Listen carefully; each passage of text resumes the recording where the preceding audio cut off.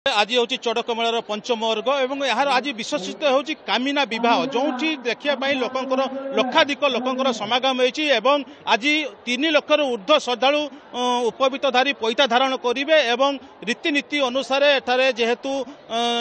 मार्च 31 रु 13 तारीख पर्यंत चड़क पर्व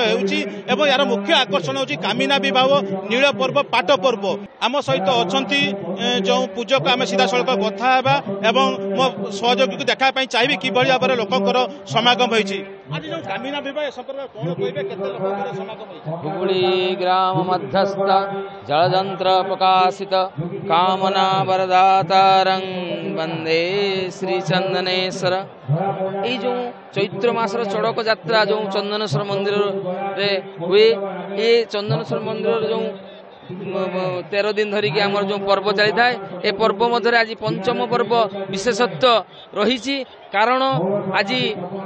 बाबा चंदनेश्वर सहित कामिना विवाह अनुष्ठित होगापाई जाऊँगी ए विवाह गोटे विशेषत्व रही जो हिंदू रीति नीति अनुसार चैत्र मासरे कौन शुभकर्म हुए ना किंतु ये चंदनेश्वर मंदिर रे शिव एवं कामिना रूपी देवींकर विवाह संपन्न हुए रीतिनीति सहित एवं आमर मुख्य पंडा पूजारी एवं भक्त एवं पाठभक्त देउलिया समस्ते जाइछंती सेही भट्टपुर ग्राम रो माँ देवी को कामिना रूपी देवी को आनिबा पाई एवं एठी मंदिर रे आसिला परे आमर गुप्त विवाह होता है